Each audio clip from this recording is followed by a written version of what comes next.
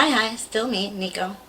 So, uh, I I was informed that my lip service video did not take well because of the volume, and I must have had my mic unplugged because that's what I do sometimes. I'm horrible when it comes to all this stuff. This is why my assistant is needed sometimes. She remembers all of the actual setup things for me, and I just do the other stuff, the research and the writing and that nonsense.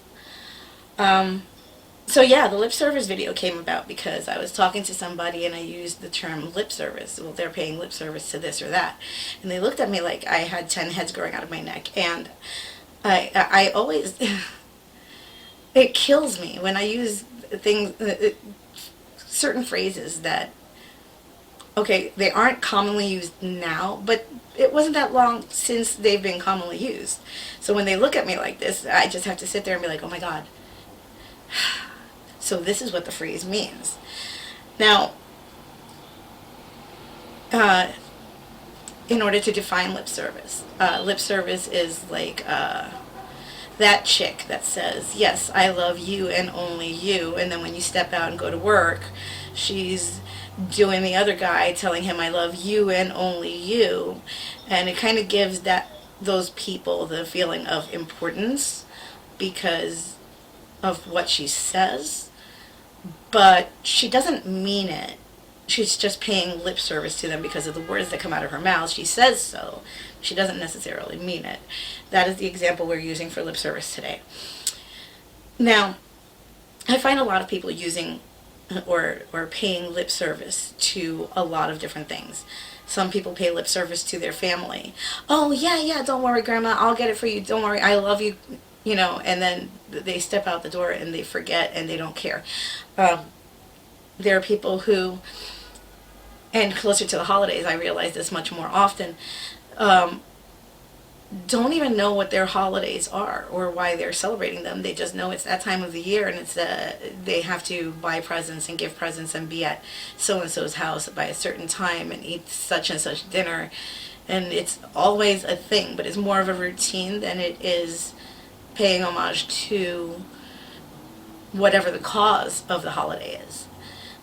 And I noticed this more often because I was speaking to someone who was like, oh my God, did you get your Christmas shopping done? And I was like, well, no, I don't celebrate Christmas. I'm not Christian. And they were like, well, I'm not really Christian either, but I get everyone presents. Okay, well, Christmas is a Christian holiday and I am not Christian. So I don't buy gifts for people on that day to exchange on that day because it's not my thing. I'm more of a, I walk through a store and I see a thing that reminds me of you. I'm going to get it for you because holy shit, that thing really needed to be yours, right? Because that's how it hit me when I walked into the store. I saw it and I was like, wow, this needs to belong to that person. I'm a random gift giver because that's what I do. My gifts mean something when I give it to you. It's not because it's a certain day. It's not because of a holiday. It's not because everyone else is doing it. It's because I saw the thing and I thought of you and it made sense to get it for you and it made me happy to give it to you because your reaction was priceless. So I don't pay lip service to holidays or to a church or to a God that I don't believe in because that's just not me.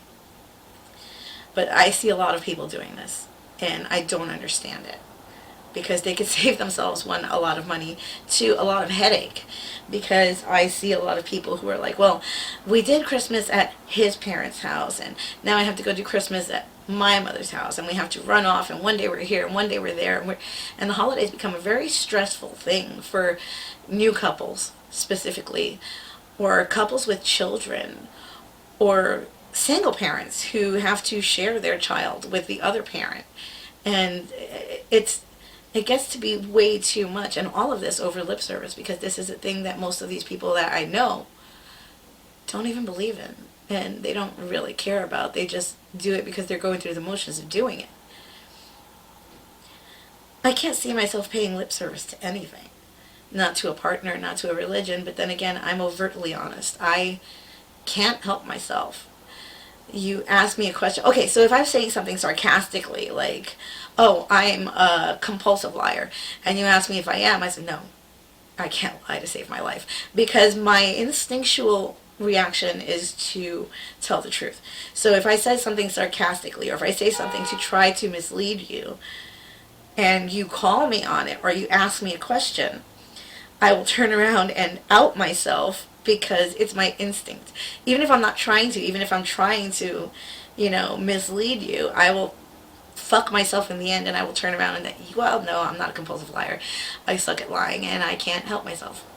Not my fault. It's just a way of, it's just my way. I don't know how else to be, and even if I try to stop myself, I can't. So there's that.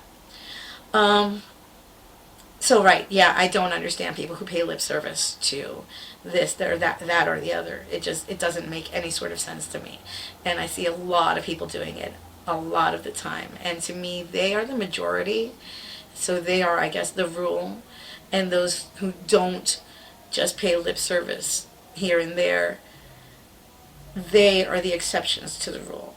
I don't like being the exception to the rule, and I think that this really should be a thing that changes, but I seem to be the exception to a whole lot of rules, and I want to hit on. I want to make videos on a couple of those rules because some of them are really fucked up. Because I really shouldn't be the exception to any of these rules. So I guess I'll be writing those down or sending them to my assistant so we can start writing up a mock-up for a script or something. And I will talk to you guys soon.